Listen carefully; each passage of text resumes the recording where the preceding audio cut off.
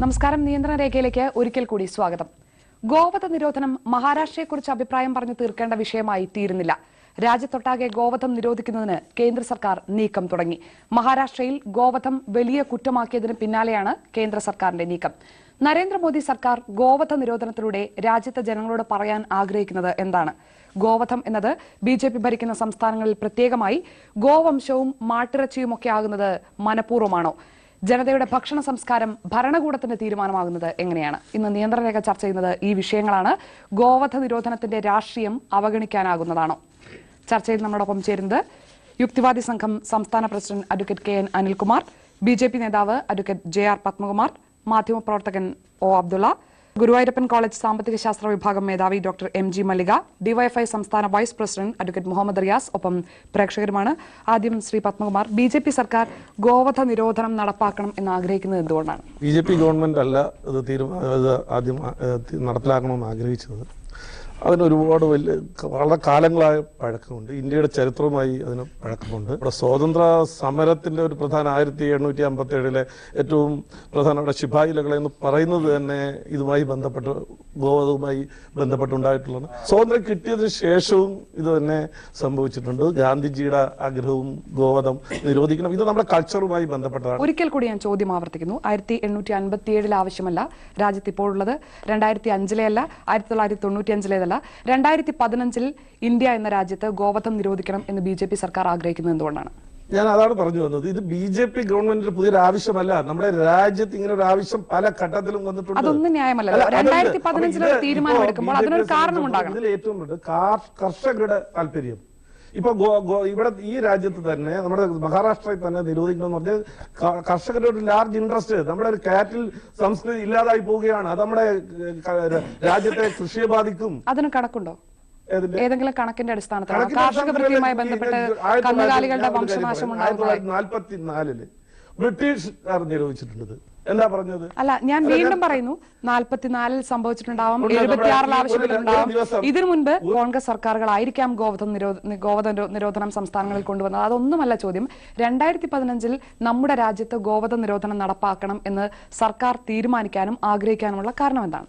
അല്ലെ, ഇപ്പോ ഒരു കണക്ക് താങ്കൾ ചോദിച്ചുകൊണ്ട് പറഞ്ഞു, ഒരു മാസം 30 ലക്ഷത്തോളം ഗോക്കളെ കൊല്ലുക. അത് ആ രീതിയിൽ തുറന്നു കഴിഞ്ഞാൽ നമ്മുടെ ആ ഒരു വംശനാശം വരും. അത് നമ്മുടെ പാലുൽപാദനത്തെ ബാധിക്കും, നമ്മുടെ കാർഷിക മേഖലയെ ബാധിക്കും. ഇത് യാതൊരു മതപരമായ കാര്യമില്ല. ഇത് ഞാൻ പറഞ്ഞത് മതപരമായി പറഞ്ഞാൽ, മതവുമായി ബന്ധപ്പെടുത്തി അല്ലെങ്കിൽ ബിജെപിയുമായി ബന്ധപ്പെടുത്തി ബിജെപിയുടെ അജണ്ട എന്ന് പറഞ്ഞാൽ ഒരു സ്വീകാര്യത പബ്ലിക്കിന് കിട്ടുമെന്നൊരു തോന്നൽ ഉണ്ടായിട്ടുണ്ട്. പശു ഗോമാതാവായതുകൊണ്ടല്ല, അങ്ങനെയല്ല. നമ്മുടെ സംസ്കാരവുമായി ബന്ധമുണ്ട്. പശുവിനെ സംബന്ധിച്ചിടത്തോളം വളരെ പരിശുദ്ധമായി കാണുന്നുണ്ട്. ഇത് നമ്മുടെ ബന്ധമില്ലാത്തവർക്ക് കഴിക്കാമോ? സംസ്കാരവുമായി ബന്ധപ്പെട്ട അതവരുടെ ഇഷ്ടം. അപ്പൊ നിരോധിക്കാൻ പാടില്ല. നിരോധനം പറഞ്ഞില്ലല്ലോ. അഡ്വക്കേറ്റ് അനിൽകുമാർ, ഇതിൽ ഏറ്റവും പ്രധാനപ്പെട്ട ഒരു വസ്തുത അദ്ദേഹം പറയുന്നതിൽ ഏറ്റവും വസ്തുതാപരമായ ഒരു കാര്യമുണ്ട്. നമ്മുടെ ഭരണഘടനയുടെ 48ാമത്തെ ആർട്ടിക്കിളിൽ ഇത് ഗോവധവുമായി ബന്ധപ്പെട്ട് പാൽ തരുന്ന മൃഗങ്ങളെ സംരക്ഷിക്കാൻ സർക്കാരുകൾക്ക് ബാധ്യതയുണ്ട് എന്ന് എഴുതി വെച്ചിട്ടുണ്ട്. അതിന്റെ അടിസ്ഥാനത്തിലാണ് നീക്കം എന്നാണ് ഇപ്പോൾ കേന്ദ്ര സർക്കാർ അതിനെ വിശദീകരിക്കുന്നതെങ്കിൽ പശുവിനെ കൊല്ലുന്നത് നിരോധിക്കുന്നതിന് എതിർക്കേണ്ടതുണ്ടോ? ഇതിനകത്ത് വ്യക്തമായിട്ടുള്ള രാഷ്ട്രീയമുണ്ട്. അതുകൊണ്ട് തന്നെയാണ് ഈ കോൺസ്റ്റിറ്റ്യൂന്റ് അസംബ്ലിയിൽ ചർച്ച വരികയും ഇത് ഡയറക്റ്റീവ് പ്രിൻസിപ്പിൾസിൻ്റെ ഭാഗമായിട്ട് 48ാം അനുച്ഛേദത്തിൽ ഇത് ഉൾപ്പെടുത്തുന്നത് തന്നെ രാഷ്ട്രീയത്തിൻ്റെ ഭാഗമായിട്ടാണ്. പക്ഷേ ഒരു ജനാധിപത്യ രാഷ്ട്രത്തിൽ, പ്രത്യേകിച്ച് വ്യത്യസ്ത മതവിഭാഗങ്ങൾ ഇടകലർന്ന് താമസിക്കുന്ന രാഷ്ട്രത്തിൽ ഈ രീതിയിലുള്ള നിയന്ത്രണങ്ങൾ കൊണ്ടുവന്നാൽ അതൊരു മതേതര വിരുദ്ധമായിരിക്കും എന്നുള്ള കാര്യത്തിൽ യാതൊരു സംശയവുമില്ല. പക്ഷേ എന്നാലും ഈ ഹിന്ദു മൗലികവാദികളുടെ പ്രത്യേക നിർബന്ധത്തിന് വഴങ്ങിയിട്ടാണ് ആർട്ടിക്കിൾ 48 ഇൻകോർപ്പറേറ്റ് ചെയ്യുന്നത്. നമ്മൾ വടക്കേ ഇന്ത്യയിൽ യാത്ര ചെയ്താൽ അറിയാം, ഈ പശുക്കളും അതുപോലെ കാളകളൊക്കെ ചത്തു കഴിഞ്ഞാൽ കുഴിച്ചിടില്ല. അത് അവിടെ കിടന്ന് അത് അഴുകിപ്പോകും. എന്തുകൊണ്ടെന്നാൽ ഈ പശുക്കളെയും കാളകളെയൊക്കെ കുഴിച്ചിടണമെങ്കിൽ അതിന് വലിയ ചിലവ് വരും, വലിയ പൂജകൾ ചെയ്യണം. ഇപ്പോൾ കോഴിയും ആടും ഭക്ഷിക്കുന്ന ഒരാൾക്ക് അതുപോലെ തന്നെ പശുമാംസം ഭക്ഷിക്കില്ല എന്ന് പറയുന്നതിനകത്ത് വലിയ യുക്തിയുമില്ല, അതൊരു തമാശയുമാണ്. അതുപോലെ തന്നെയാണ് മറ്റു മൃഗങ്ങളും. ചില മതത്തിൽപ്പെട്ടവർ പോർക്ക് ഭക്ഷിക്കില്ല എന്ന് പറയുന്നു. ഇതൊക്കെ തന്നെ അവരുടെ കാലാനുസൃതമായിട്ടുള്ള അന്നത്തെ കാലഘട്ടത്തിൽ ഉരുത്തിരിഞ്ഞ ഒരു അടിസ്ഥാനമില്ലാത്ത വിശ്വാസത്തിന്റെ ഭാഗമായിട്ട് വന്നിട്ടുള്ള ഇത്തരം കാര്യങ്ങൾ ആധുനികമായിട്ടുള്ള ഭരണകൂടത്തെ സ്വാധീനിക്കുന്ന രീതിയിൽ ഇന്ത്യയിൽ ഇപ്പോൾ ബീഫ് മൊത്തം നിരോധിച്ചു കഴിഞ്ഞാൽ അതുണ്ടാകുന്ന വലിയ പ്രതിസന്ധിയുണ്ട്. ബിജെപി സർക്കാർ വിശദീകരിക്കുന്നുണ്ട്. ഭരണഘടന നൽകിയിട്ടുള്ള ഒരു ബാധ്യത സർക്കാർ അതിന് കൃത്യമായ സമയം വരുമ്പോൾ അത് നടപ്പാക്കുന്നു. പശുവിനെ കൊല്ലുന്നത് നിരോധിക്കുന്നതിൽ എതിർക്കേണ്ടതുണ്ടോ? അല്ല, പശുവിനെ മാത്രം കൊല്ലുന്നത് നിരോധിക്കണമെന്ന് വെച്ചാൽ നിരോധിക്കുക അവരുടെ ഇഷ്ടപ്രകാരം ചെയ്യാൻ ഗവൺമെൻറ് വേണമെങ്കിൽ. പക്ഷേ ഒരാൾ എന്ത് കഴിക്കണം, അല്ലെങ്കിൽ ഒരു രാജ്യത്തിലെ പൗരന്മാർ എന്ത് കഴിക്കണം കഴിക്കണ്ട എന്ന് തീരുമാനിക്കേണ്ടത് ഭരണകൂടങ്ങളാണോ? ഒരാൾ എന്ത് ഭക്ഷണം കഴിക്കണം എന്നത് തീരുമാനിക്കേണ്ടത് വ്യക്തിയുടെ സ്വാതന്ത്ര്യമാണ്. ഒന്ന്. രണ്ട്, ഇത് മറ്റാരും കഴിക്കാത്തതായ ലോകത്തിൻ്റെ ഭാഗത്ത് ഇന്ത്യയിലെ ഏതാനും ആൾക്കാർ മാത്രം കഴിക്കുന്ന ഒന്നല്ല. 85% ആളുകളും ലോകത്ത് ബീഫ് ഭക്ഷണിക്കുന്നവരാണ്, അമേരിക്കക്കാരൻ പ്രത്യേകിച്ചും പാശ്ചാത്യർ. അപ്പോൾ പാശ്ചാത്യ സംസ്കാരത്തിൻ്റെ ഭാഗമാണ് ഇത്. അത് നമുക്ക് പാടില്ല എന്നാണ് ഇവിടെ ഉത്തരവാദപ്പെട്ട സംഘപരിവാറിൻ്റെ ആൾക്കാർ പറയുന്നത്. അതല്ല, ഏഷ്യയിൽ തന്നെ ജപ്പാൻ അടക്കമുള്ള, അറേബ്യ അടക്കമുള്ള, മിഡിൽ ഈസ്റ്റിലെ മുഴുവൻ രാജ്യങ്ങളും ഈ ഭക്ഷണം കഴിക്കുന്നവരാണ്. ഈ കഴിക്കാൻ പാടില്ല എന്ന വിശ്വാസക്കാർ എന്ന് പറയുന്നവർ പോലും കട്ടും കവർന്നും ഒളിഞ്ഞും ഒളിയാതെയും ഈ ഭക്ഷണം കഴിക്കുന്നവരാണ്. അക്കാര്യത്തിലൊരു സംശയമില്ല. മറ്റൊന്ന്, ഇതിന് മതപരമായ സാംസ്കാരികമായ യാതൊരു മാനവും ഇതിനില്ല. ഗുരു ഗോൾവാൾക്കറുടെ ഉദ്ധരണി അനുസരിച്ച് ഹിന്ദു സമുദായത്തെ ഏകീകരിക്കുവാൻ ഏറ്റവും നല്ലതായ ഒരു സ്ലോഗൻ, ഒരു മുദ്രാവാക്യം, പ്രതീകം എന്ന നിലക്കാണ്. ഉള്ളിലുള്ളത് മതപരമായ ഒന്നാണ്. ഇവിടുത്തെ സവർണ വിഭാഗങ്ങളുടെ മനസ്സിലിരിപ്പുള്ളത് ഇതൊരു പൂജ്യമായ വസ്തുവാണ്. മാട്ടിറച്ചി പൂർണ്ണമായി നിരോധിക്കുന്നില്ല. ശ്രീ പത്മകുമാർ, അങ്ങനെയാണോ? പശുവിനെ മാത്രമാണ് നിരോധിക്കുന്നത്. പശു പാല് തരുന്ന പോത്തിന് ഒഴിവാക്കുന്നു. ഒഴിവാക്കുന്നുണ്ട്. പോത്ത് കറുപ്പാണ്, അതുകൊണ്ട് ഒഴിവാക്കുന്നു. പശുക്കളെ സംരക്ഷിക്കുന്നതും മാട്ടിറച്ചി നിരോധിക്കുന്നതും രണ്ട് വിഷയമാണ്. അല്ല പാൽ അത് രണ്ട് വിഷയമായിട്ടല്ല എടുക്കുന്നത്. അത് സ്റ്റേറ്റ് ഗവൺമെന്റുകൾക്ക് നിശ്ചയിക്കാം. അദ്ദേഹത്തിന് അങ്ങനെയൊക്കെ പറയാൻ കഴിയുള്ളൂ. കാരണം കേരളത്തിന്റെ ഒരു പ്രത്യേക പരിതസ്ഥിതിയിൽ ഇതൊരു ഹിന്ദു മതത്തിന്റെ ഒരു സംരക്ഷണവുമായി ബന്ധപ്പെട്ടിട്ടാണെന്ന് അദ്ദേഹം പറഞ്ഞു കഴിഞ്ഞാൽ അദ്ദേഹത്തിന് പുറത്തിറങ്ങാൻ പറ്റില്ല. അതേസമയം മഹാരാഷ്ട്രയിലോ ഗുജറാത്തിലോ ശരിക്കും പറഞ്ഞാൽ 5ാമത്തെ സ്ഥാനം, 7ാമത്തെ കൺസ്യൂമറാണ്. 5ാമത്തെ പ്രൊഡക്ഷന്റെ ഒക്കെ 5ാമത്തെ സ്ഥാനം, 7ാമത്തെ പ്രൊഡ്യൂസറും പിന്നെ ഈ പറയുന്നത് കൺസംഷനും ഉള്ള ഒരു രാജ്യത്ത് ബഹുഭൂരിപക്ഷം വരുന്ന അപ്പർ ക്ലാസ് ബ്രാഹ്മണർ ഒഴിച്ചുള്ള ബഹുഭൂരിപക്ഷം വരുന്ന മൈനോറിറ്റി കമ്മ്യൂണിറ്റിയും ഹിന്ദുക്കളിൽ തന്നെ താഴെ തട്ടിലുള്ള ആൾക്കാരും കൺസ്യൂം ചെയ്യുന്ന, ഹിന്ദു എന്ന് പറഞ്ഞാൽ തന്നെ എന്താണ്, അപ്പർ ക്ലാസ്. ഞാനൊരു ഹിന്ദു മതത്തിൽ ജനിച്ചിട്ടുള്ള ഒരാളാണ്. ഞാൻ ബീഫ് കഴിച്ചിട്ടുണ്ട്, മാട്ടർ എല്ലാം കഴിച്ചിട്ടുണ്ട്. കാരണം കേരളത്തിന്റെ അകത്തുള്ള ഹിന്ദുക്കളിൽ എനിക്കറിയാം ഈ പറയുന്ന സംഘടനയിൽപ്പെട്ട ആൾക്കാർ ഇത് കഴിക്കുന്നവരാണ്. അങ്ങനെ ആ രീതിയിലേക്കുള്ള ഒരു സംസ്ഥാനത്ത് പെട്ടെന്ന് നിങ്ങളുടെ തീന്മേശയിൽ കയറിയിട്ട് ഇത് നിങ്ങൾ കഴിക്കരുത്, ഇത് മാത്രം കഴിക്കണം എന്ന് പറയുമ്പം അത് ഉണ്ടാക്കുന്ന ഇമ്പാക്റ്റിനെ കുറിച്ചാണ് നമ്മൾ കാണേണ്ടത്. അതിന് പൊളിറ്റിക്കലി ഉണ്ട്, സാമ്പത്തികമായും രാഷ്ട്രീയമായും ദൂരവ്യാപകമായ ഫലങ്ങൾ ഉണ്ടാക്കുന്ന ഒരു നിയമമായിട്ടാണ് നമ്മൾ ഇതിനെ കാണേണ്ടത്. BJP മാത്രമല്ല ഇതിനു മുൻപ് അത് തുനിഞ്ഞിട്ടുള്ളത്, BJP മാത്രമല്ല അത് നടപ്പാക്കിയിട്ടുള്ളതും. 24ഓളം സംസ്ഥാനങ്ങളിൽ ഒന്നുകിൽ ഗോവധ നിരോധനമോ അല്ലെങ്കിൽ അതുമായി ബന്ധപ്പെട്ടുള്ള നിയന്ത്രണങ്ങളോ നിലനിൽക്കുന്നുണ്ട്. അതെ, ഇതിനെ നമ്മൾ ഒരു ഒറ്റപ്പെട്ട ഇൻസിഡൻ്റായി കാണാൻ വേണ്ടി സാധിക്കില്ല. ഇതൊരു കൾച്ചറൽ ഫാസിസമാണ്, ഒരു സാംസ്കാരിക ഫാസിസമാണ്. ഇന്ത്യയുടെ ഇപ്പോഴത്തെ പ്രധാനമന്ത്രി നേരത്തെ പ്രധാനമന്ത്രിയാകുന്നതിന് മുമ്പ് 2012 നിയമസഭാ തെരഞ്ഞെടുപ്പ് സമയത്തും 2014 ലോക്സഭാ തെരഞ്ഞെടുപ്പിൻ്റെ പ്രചരണ സമയത്തും നടത്തിയ പ്രസംഗത്തിൽ പിങ്ക് റവല്യൂഷൻ എന്നൊരു പദം ഉപയോഗിച്ചിരുന്നു. പിങ്ക് വിപ്ലവം. മാട്ടിറച്ചി അല്ലെങ്കിൽ ഇത്തരം മൃഗങ്ങളെ അറക്കുമ്പോൾ അവരുടെ ശരീരഭാഗത്ത് നിന്ന് വരുന്ന നിറം ഒരു പിങ്ക് നിറമാണ്. ഇതിന് സബ്സിഡി നൽകുന്നവരാണ് രാജ്യത്തെ ഭരണാധികാരികൾ. അപ്പോൾ പിങ്ക് റവല്യൂഷനെ എതിർത്തുകൊണ്ട് നടത്തിയ പ്രസംഗം തന്നെ ഇത് പൊളിറ്റിക്കലി BJP ഉദ്ദേശിച്ചതാണെന്നറിയാം. ചുരുങ്ങിയ കാലം കൊണ്ട് BJP ഗവൺമെൻറ്റിൻ്റെ നയവും പഴയ UPA ഗവൺമെൻറ് നയം തമ്മിൽ വ്യത്യാസമില്ല എന്നുള്ള തിരിച്ചറിവ് BJPയുടെ കാലിനടിയിലെ മണ്ണിളകുന്ന സമയത്ത് ഗർവാപ്പസി പോലെ, മോറൽ പോലീസിംഗ് പോലെ, ലവ് ജിഹാദ് പോലെ മറ്റൊരു അജണ്ടയായി ഇതിനെ കണ്ടാൽ മതി. ഇത് കഴിഞ്ഞ ഭരണകൂടങ്ങളായി ഭാരതത്തിൽ നിലനിൽക്കുന്ന ഒരു ആവശ്യമാണ് ഗോവധ നിരോധനം. ഇതുവരെ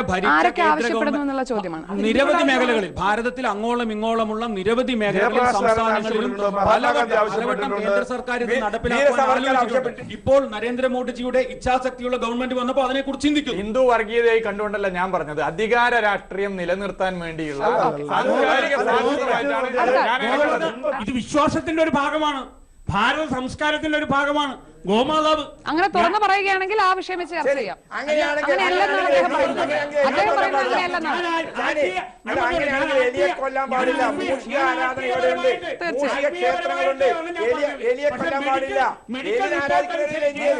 പശുക്കളോട് സ്നേഹമുള്ള ആൾക്കാര് ഒരാള് പോലും ഒരു പശുവിനെ സംരക്ഷിക്കുന്നില്ല രാജ്യത്ത്. നമ്മൾ കേരളത്തിൽ എവിടെയാണ് പശുക്കളെ സംരക്ഷിക്കുന്നത്? ഈ പറയുന്ന പല ആളുകളും ഗോവധത്തിനെ കുറിച്ച് പറയുന്ന ആൾക്കാർ രാത്രി ആയാലും എന്റെ നാട്ടിൽ പറു ടൗണിലേക്ക് ഭയം കാണിച്ചാൽ പശു ഇറച്ചി ഈ രഹസ്യമായിട്ട് ഭക്ഷിക്കുന്ന ആൾക്കാരുണ്ട്, ധാരാളം പേരുണ്ട്.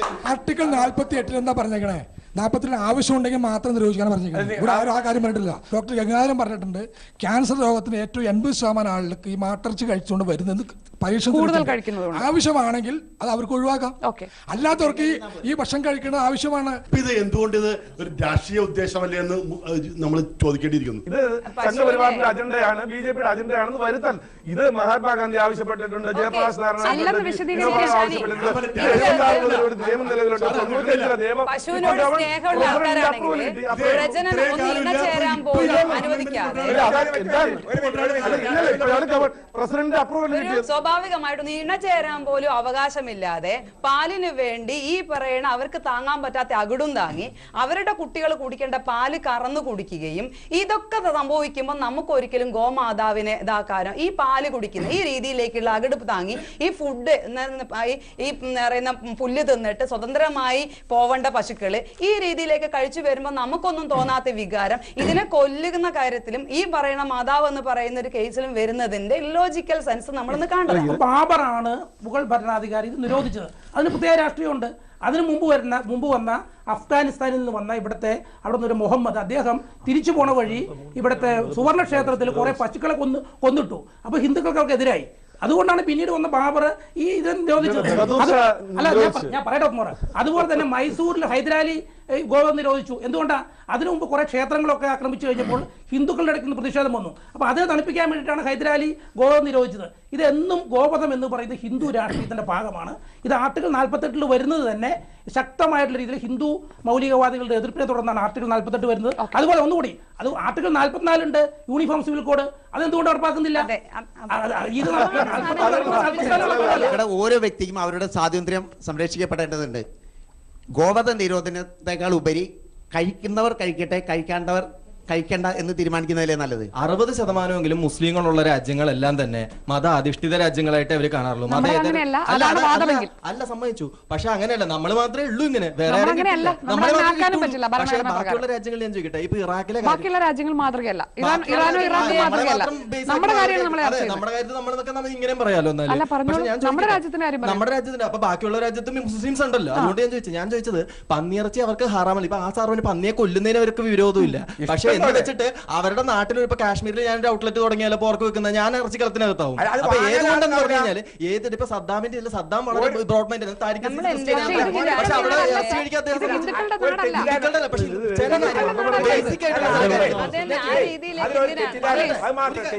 അതായത് ഗൾഫ് നാടുകളിലെ സൂപ്പർ മാർക്കറ്റുകളിൽ പന്നി മാംസം എഴുതി വെച്ച എത്ര സ്റ്റാളുകളുണ്ട്. അവിടെ പന്നി മാംസം കിട്ടും. പക്ഷേ അത് കാശ്മീരിൽ കൊണ്ടായാലും അത് വാങ്ങാൻ ആളില്ലാത്തതുകൊണ്ടായിരിക്കും നിങ്ങളുടെ ഔട്ട്ലെറ്റ് ആണ് പരാജയപ്പെടുന്നത്. ഗൾഫ് നാടുകളിൽ ഇഷ്ടം. ഞാൻ ഗൾഫ് 10 കൊല്ലം മറുപടി പറയട്ടെ. സൗദി അറേബ്യ എന്ന് പറയുന്ന അപ്പൊ നമ്മൾക്ക് ഗുരുവായൂർ ക്ഷേത്ര പരിസരത്ത് പലരും നമുക്ക് പാടുണ്ടാവില്ല. അതുപോലത്തെ പന്നി മാംസമായിട്ട് ബന്ധപ്പെട്ട് കേരളത്തില് പന്നി വിൽക്കുന്ന പല സൂപ്പർ മാർക്കറ്റുകളും മുസ്ലിം സമുദായം ഒന്നടങ്കം ബഹിഷ്കരിക്കുന്നുണ്ട്. അതൊരു യാഥാർത്ഥ്യമാണ്. ഒരു സ്കൂളിൽ വലിയ പ്രശ്നവും പശുവിനോടുള്ള ബഹുമാനമല്ല, പന്നിയോടുള്ളതായ അതൊരു നീച വസ്തു എന്ന ധാരണയാണ് മുസ്ലിങ്ങൾക്കുള്ളത്.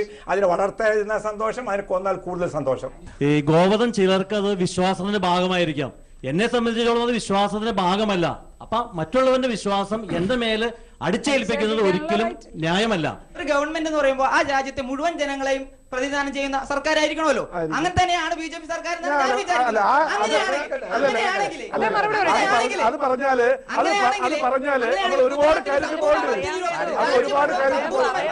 ബിജെപി മഹാരാഷ്ട്രയിലുള്ള ഈ 5 കൊല്ലം തടവിന് ശിക്ഷിക്കുന്ന അവിടെ സ്ത്രീ പീഡനത്തിന് 1 കൊല്ലത്തെ 2 കൊല്ലത്തെ തടവുകൾ. അപ്പൊ സ്ത്രീ പീഡനത്തെക്കാൾ അവിടെ സ്ത്രീ സുരക്ഷയേക്കാൾ വലുത് മൃഗമാണ്. അതോടൊപ്പം ഞാൻ ചോദിച്ചോട്ടെ, ഇപ്പൊ നേരത്തെ എന്റെ സുഹൃത്ത് പറഞ്ഞു, ഇവിടെ ഭൂരിപക്ഷം ബീഫ് കഴിക്കുന്നവരായി രാജ്യത്ത് 60%, ഏത് മാത്രമുള്ളവരായിക്കോട്ടെ ബീഫ് കഴിക്കുന്നവരാണ്. നേപ്പാൾ ഒരു ഹൈന്ദവ രാഷ്ട്രമാണ്. നേപ്പാളിൽ ബലി നടത്തുന്നതിന്റെ ഭാഗമായി ക്ഷേത്രങ്ങളിൽ ഏറ്റവും അധികം കൊല്ലപ്പെടുന്നത് ഏത് മൃഗമാണ്? ഞാൻ ചോദിച്ചോട്ടെ, ഹൈന്ദവ രാഷ്ട്രമാണ്. അപ്പൊ ഇങ്ങനെയുള്ള ചില ചോദ്യങ്ങൾ ഇവിടെ ഇത് വളരെ കൃത്യമായ ഒരു അജണ്ടയുടെ ഭാഗം. ഞാൻ CBSE 6ാം ക്ലാസ്സിലെ പുസ്തകത്തിൽ CBSE 6ാം ക്ലാസ്സിലെ പുസ്തകത്തിൽ നോൺ വെജ് കഴിക്കുന്നവർ ക്രൂരന്മാരാണ് എന്ന് പറഞ്ഞുള്ള ഒരു പാഠം ഞാൻ എസ് ചാന്ദ് എഴുതിയ ന്യൂ ഹെൽത്ത് വേ, അതിൽ പേജ് 56 തുടങ്ങുന്നത് തന്നെ മാംസാഹാരികൾ എളുപ്പം ചതിക്കും, മാംസാഹാരികൾ വഞ്ചകരാണ്. 6ാം ക്ലാസ്സിലെ അതായത് 12 വയസ്സുള്ള കുട്ടിയെ പോലും പറഞ്ഞു പഠിപ്പിച്ചു കൊടുക്കുന്ന അജണ്ട തുടക്കത്തിൽ പറഞ്ഞു. വോട്ട് ബാങ്ക് രാഷ്ട്രീയത്തിന്റെ അടിസ്ഥാനത്തിൽ ഇത്തരം എല്ലാ കാര്യത്തിനും മതപരമായ ഒരു മതപ്രീണനമുണ്ട്, നയമുണ്ട് വോട്ട് ബാങ്കിന് വേണ്ടി. ആ നിലവാരത്തിലേക്ക് ഇപ്പൊ കമ്മ്യൂണിസ്റ്റ് പാർട്ടികൾ ഉയർന്നു എന്നുള്ളതിനപ്പുറം ആസാം, മണിപ്പൂർ, നാഗാലാൻഡ് ഈ ഭാഗങ്ങളിലൊക്കെ നിങ്ങൾ സഞ്ചരിച്ചു കഴിഞ്ഞാൽ അവിടെയൊക്കെ പട്ടികളെ തിന്നുന്നത് കാണാം. അതുപോലെയുള്ള നമ്മുടെ ഭക്ഷണ സംസ്കാരമല്ല അവിടെ ഉള്ളത്. പ്രത്യേക ഭാഗത്തിന് വേണ്ടിയിട്ട് മാത്രമുള്ളതല്ല, എല്ലാ ജനങ്ങളുടെയും സംസ്കാരവും അവരെ ആദരിക്കാനും ഈ ഗവൺമെന്റ് സന്മനസ് കാണിക്കണം. മതേതരത്വ രാഷ്ട്രത്തിൽ ഇന്ത്യയിലെ എല്ലാ സംസ്ഥാനത്തിലെ ആളുകളുടെയും വികാരങ്ങളെ വ്രണപ്പെടുത്താത്ത രീതിയിൽ വേണം ഏതൊരു കാര്യവും ചെയ്യാൻ. എന്ത് ഭക്ഷിക്കണം, എവിടെ താമസിക്കണം, എന്ത് ഡ്രസ് കൊടുക്കണം എന്നുള്ള അവന്റെ മൗലിക അവകാശം.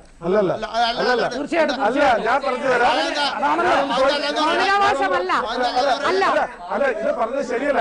ഞാൻ ഈ നമ്മുടെ ഭരണഘടന ജനാധിപത്യത്തിലും ഭരണഘടന അനുസരിച്ച് അത് അങ്ങനെയല്ല. അത് നിങ്ങൾ തെറ്റായി ധരിക്കുക അല്ല, തെറ്റായി ധരിക്കുക. ഇന്ത്യയിലെ ജനങ്ങളെ മുഴുവൻ ഹിന്ദുക്കളാക്കുന്നു. അങ്ങനെ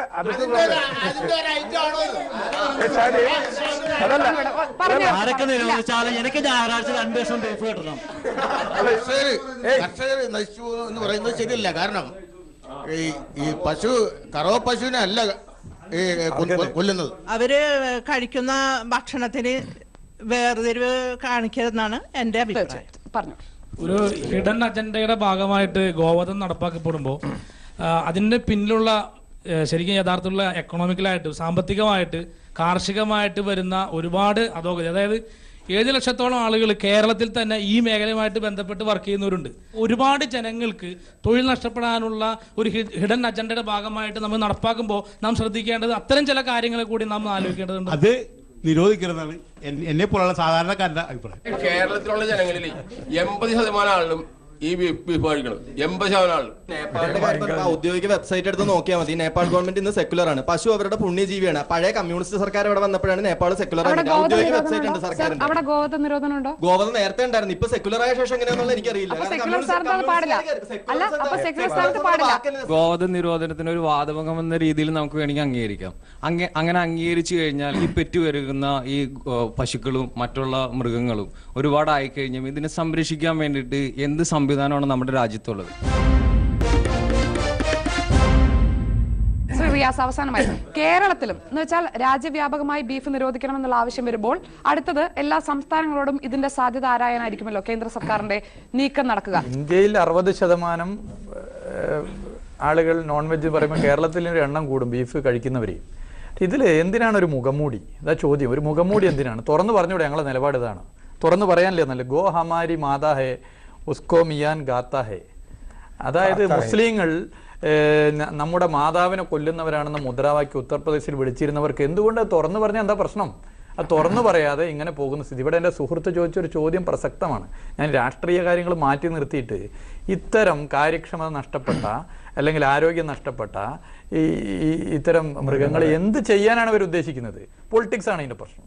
അത് അജണ്ടയെ വഴിമാറ്റാൻ ഇതിൽ BJPക്ക് വോട്ട് ചെയ്ത ഈ രാജ്യത്തെ മഹാഭൂരിപക്ഷം വരുന്ന സാധാരണക്കാർ കാര്യങ്ങൾ തിരിച്ചറിയും. കാലിന്റെ അടിയിലെ മണ്ണ് ഒലിച്ചു പോകുന്നത് തിരിച്ചറിഞ്ഞുകൊണ്ടുള്ള വ്യത്യസ്ത ഇടപെടലുകൾ. രാഷ്ട്രീയം വളരെ വ്യക്തമാണ്. RSSന്റെ ഏറ്റവും പ്രധാനപ്പെട്ട നേതാവ് തന്നെ കഴിഞ്ഞ വിജയദശമി ദിനത്തിൽ പറഞ്ഞിട്ടുണ്ട്, ഗോവധം മാത്രമല്ല മാട്ടിറച്ചി മുഴുവനായി നിരോധിക്കണം എന്ന് പറയുന്നിടത്ത് രാഷ്ട്രീയം ചോദ്യം ചെയ്യപ്പെടുന്നത്. പക്ഷെ ഇപ്പോൾ ഭക്ഷണത്തിന് ഒരു രാഷ്ട്രീയം ഉണ്ടായി വരുന്നുണ്ട്. സവർണരും അവർണരും എന്നുള്ള രീതിയിൽ പണ്ടുണ്ടായിരുന്ന വ്യത്യാസം പോലെ തന്നെ സസ്യം കഴിക്കുന്നവർ മാത്രമാണ്, വെജിറ്റേറിയൻ കഴിക്കുന്ന ആളുകൾ മാത്രമാണ് സമൂഹത്തിൽ ഉന്നതർ എന്നൊരു കാഴ്ചപ്പാടിലേക്ക് വരുന്ന മറ്റൊരു പൊളിറ്റിക്സ് BJPക്ക് പങ്കില്ലാത്തതും സമൂഹത്തിൽ നടന്നുകൊണ്ടിരിക്കുന്നുണ്ട്. ഇപ്പോഴും കേരളത്തിൽ നോൺ വെജിറ്റേറിയൻ കഴിക്കുന്നവർ മോശക്കാരാണെന്നുള്ള ഒരു ധാരണ പൊതുവെ പരത്താനുള്ള ഒരു രാഷ്ട്രീയം നടക്കുന്നുണ്ട്. മാംസഭക്ഷണം കഴിക്കുന്നവർ പോലും വെജിറ്റേറിയൻസിനെ കാണുന്നത് മറ്റൊരു തരത്തിൽ അപ്പർ സ്റ്റാർട്ടിൽ നിൽക്കുന്നതായി കാണുന്ന തരത്തിലേക്കുള്ള ഒരു സവർണ ഈ ഇത്തരത്തിലേക്കുള്ള ഒരു ഫിലോസഫി ഡെവലപ്പ് ചെയ്തിരുന്ന ഒരു കാലഘട്ടമാണിത്. അപ്പൊ ഇതിന്റെ ഭാഗമായിട്ട് എന്ത് ചെയ്യുന്നു, അല്ലാത്ത ആൾക്കാർ മുഴുവൻ ഇപ്പം നമ്മൾ കാണുകയാണെങ്കിൽ തന്നെ വസ്ത്രത്തിലാണെങ്കിലും ഇപ്പം നമ്മൾ ഈ പറയുന്ന ഓണത്തിന് സെറ്റ് മുണ്ട് കൊടുത്തിട്ടാണ് കേരളത്തിൽ എന്ത് ചെയ്യുന്നത് വെച്ചാൽ കേരളത്തിന്റെ സംസ്കാരം. അതേസമയം കാർഷിക മേഖലയിൽ പണിയെടുത്തിരുന്ന ആൾക്ക് ബ്ലൗസ് ഇടാൻ അവകാശമില്ലാതെ ചളിയിൽ കിടന്ന് പണിയെടുക്കുന്ന ആൾക്കാരൊന്നും തന്നെ നമ്മുടെ സംസ്കാരത്തിന്റെ ഭാഗമല്ലാത്ത വളരെ ബോധപൂർവമായിട്ടുള്ള ഇടപെടൽ ഫിലോസഫിക്കലായിട്ടാണെങ്കിലും ഇതിന്റെ ഒരു സാമൂഹ്യ ഘടന എങ്ങനെ സൃഷ്ടിച്ചെടുക്കണം എന്നതിന്റെ അടിസ്ഥാനപ്പെടുത്തിക്കൊണ്ടുള്ള ഈ ഒരു തലം നടക്കുന്നുണ്ട്. ഇപ്പൊ ഇന്ത്യയിലെ കോൺസ്റ്റിറ്റ്യൂഷന്റെ 48ാമത്തെ അനുച്ഛേദത്തിന്റെ ഭാഗമായിട്ടാണ് ചെയ്തെന്ന് പറയുമ്പോൾ ഇവിടെയുള്ള ഏറ്റവും കൂടുതൽ ദരിദ്രരായിട്ടുള്ളത്, മാൽന്യൂട്രീഷൻ ആയിട്ടുള്ള, ഇല്ലിറ്ററേറ്റ് ആയിട്ടുള്ള ഒരുപാട് ജനത ഇവിടെ നിൽക്കുമ്പോൾ ഇതൊക്കെ തന്നെ നമ്മുടെ ഭരണഘടന വിദ്യാഭ്യാസം ഈ പറയുന്ന ആൾക്കാർക്ക് വിദ്യാഭ്യാസം കൊടുക്കണമെന്നും ആരോഗ്യപരമായി സംരക്ഷിക്കണമെന്നും ജനതയുടെ വെൽഫെയർ ആണ് ഏറ്റവും ലക്ഷ്യമെന്നും ഇനീക്വാലിറ്റി ഇല്ലാതാക്കണം എന്നൊക്കെ പറയുന്ന ഒരുപാട് ഈ കാര്യങ്ങളൊക്കെ ഉണ്ടാകുമ്പോഴും ഇതിലൊന്നും നമ്മൾ കൊടുക്കാത്ത രീതിയിലേക്ക് ഒരു കാര്യം വെച്ചുകൊണ്ട് ഇതിനെ ന്യായീകരിക്കുന്നത് വളരെ കൃത്യമായും ഈ ഒരു ഫിലോസഫിയുടെ നടപ്പിലാക്കാൻ വേണ്ടി കൊടുക്കുന്ന ഒരു അജണ്ടയുടെ ഭാഗമായിട്ടാണ്. അപ്പം നമ്മൾ കാണേണ്ടത് വളരെ പ്രകടമായിട്ട് നമ്മൾ എന്താണോ പറയേണ്ടത്. ഇപ്പം നേരത്തെ പറഞ്ഞു, മുഖംമൂടിയില്ലാതെ ഞങ്ങൾ ഇതാണെന്ന് പറയാനുള്ള കാപട്യത്തിന്റെ തലമെങ്കിലും അഴിച്ചു വെച്ച് പറയുകയാണെങ്കിൽ എന്ത് ചെയ്യാൻ പറ്റും? അതിൻ്റെ അകത്ത് നമുക്ക് ഒരു സത്യസന്ധതയെങ്കിലും പറയാം. ശ്രീ അബ്ദുള്ള, നേരത്തെ റിയാസ് പറഞ്ഞൊരു വാക്കുണ്ട്, അധികാരത്തിന്റെ പ്രകടനം കൂടിയാണിത് എന്ന് വെച്ചാൽ ഞങ്ങൾക്കിഷ്ടമില്ലാത്തത് ഞങ്ങളുടെ നിയന്ത്രണത്തിലുള്ള ഞങ്ങളുടെ അധികാരം പൂർണ്ണമാകുന്ന ഒരു ഇടത്ത് വേണ്ട എന്ന തീരുമാനം ഈ ഗോവധത്തിന്റെ കാര്യത്തിൽ മാത്രമല്ല, ഭക്ഷണത്തിന്റെ രാഷ്ട്രീയമാണെങ്കിൽ അത് നേരത്തെ പറഞ്ഞതുപോലെ എരുമേലി സ്കൂളിൽ കുട്ടികൾക്ക് മതിയായ മുന്നറിയിപ്പോടുകൂടി പന്നിയിറച്ചി വിളമ്പിയ ശേഷവും ആ അധ്യാപകനെതിരെ നടപടിയിൽ വരെ ചിന്തിച്ച കാര്യത്തിലടക്കം ഞങ്ങളുടെ അധികാരത്തിലും നിയന്ത്രണത്തിലുമുള്ള സ്ഥലങ്ങളിൽ ആരെന്ത് കഴിക്കണം എന്നുള്ളതടക്കം അത് ഫാസിസമാണെങ്കിൽ അത് ഞങ്ങൾ നടപ്പാക്കുമെന്നുള്ളത് കേരളത്തിൽ ഉടനീളം നമ്മൾ കണ്ടിട്ടുണ്ട്, ഇപ്പോഴും കാണുന്നതുമാണ്. എല്ലാം ചോദ്യം ചെയ്യേണ്ടേ ഒരേ ശബ്ദത്തിൽ? തീർച്ചയായും ഒരു പന്നിമാംസം കഴിക്കാനുള്ളതായ സ്വാതന്ത്ര്യം തീർച്ചയായും ബന്ധപ്പെട്ട സ്ഥാപനത്തിലെ കുട്ടികൾക്കുണ്ട്, നാട്ടിലുള്ളവർക്കുണ്ട്. അത് തടയേണ്ടതായ ഒരാവശ്യവുമില്ല. അത് ഇഷ്ടമുള്ളവൻ അത് കഴിക്കട്ടെ, ഇഷ്ടമില്ലാത്തവൻ അത് കഴിക്കാതിരിക്കട്ടെ. ഒരു വിഭാഗത്തിന് പാടില്ലെങ്കിൽ അത് പാടില്ല. അത് വ്യക്തമായി തന്നെ വിശുദ്ധ ഖുർആനിൽ പറഞ്ഞതിന്റെ അടിസ്ഥാനത്തിലാണ് പന്നിയിൽ നിർത്തി നിൽക്കുന്നത്. ഈ തരത്തിലുള്ളതായ ന്യായങ്ങൾ കൊണ്ടുവന്ന് നേരിടാൻ കഴിയില്ല. ഇവിടെ ഈ ഡൽഹി തെരഞ്ഞെടുപ്പിൽ നേരിട്ടതായ ഒരിക്കലും തന്നെ അപ്രതീക്ഷിതമായ മുഖത്തടി, അതിൽ നിന്ന് രക്ഷപ്പെടാൻ വേണ്ടി ഇനി വരാൻ പോകുന്ന നിയമസഭയിലെങ്കിലും ഇവിടുത്തെ ഭൂരിപക്ഷത്തിലെ തീവ്രവാദികളായിരിക്കുന്നത് പോലെയുള്ള തീവ്രവാദികളെ തൃപ്തിപ്പെടുത്താൻ വേണ്ടിയിട്ട് ഇവിടുത്തതായ ഒരു തുരുപ്പ് ചീട്ടി എന്ന് പറഞ്ഞ് ഇത് നിലനിൽക്കുന്നതല്ല, ഇതിന് നേരിടുക തന്നെ ചെയ്യേണ്ടി വരും. മതപരമായി ബന്ധപ്പെട്ടേണ്ട സംസ്ഥാനങ്ങൾക്ക് തീരുമാനിക്കാം വേണോ വേണ്ട. കേരളത്തിൽ ബീഫ് നിരോധിക്കണോ? കേരളത്തിൽ ബീഫ് നിരോധിക്കണോ? കേരളത്തിൽ ബീഫ് ഗവൺമെന്റ് തീരുമാനിക്കുക, കഴിക്കുന്നുള്ളവർ കഴിക്കാൻ ഗവൺമെന്റ് തീരുമാനിക്കുക. അത് നിരോധനമല്ല, ഗവൺമെന്റ് നിരോധിക്കാം. പിന്നെ ഞാൻ പറയാം, ഫെഡറൽ സംവിധാനം പറഞ്ഞോട്ട് എല്ലാ ഈ മനസ്സിലായി. പക്ഷേ ഇതിൽ ഞാൻ സ്ട്രെയിറ്റ് ആയിട്ട് ചോദിക്കുകയാണ്, ശ്രീ പത്മനാഭൻ, ഞാൻ ചോദിക്കുന്നത് കേരളത്തിൽ ഗോവധം നിരോധിക്കണോ? ബീഫ് മുഴുവനായി നിരോധിക്കണോ? ഇപ്പോൾ നിരോധിക്കണം എന്നുള്ള നിലയിൽ തന്നെയാണ് എന്റെ വാദം. അത് ഈ രീതിയിൽ ഞാൻ നേരത്തെ പറഞ്ഞ ആർഗ്യുമെന്റിനെ ബേസ് ചെയ്ത് കാർഷികവുമായി ബന്ധപ്പെട്ടവരെ നിരോധിക്കുന്നതിന് ഞാൻ അനുകൂലിക്കുന്നു. എന്ത് ഇഷ്യൂ വന്നാലും പുരോഗമനപരമായി ഏത് കാര്യം വന്നാലും എന്നുള്ള രീതിയിൽ ഇതിനെ തരംതിരിച്ച് രണ്ട് ചേരി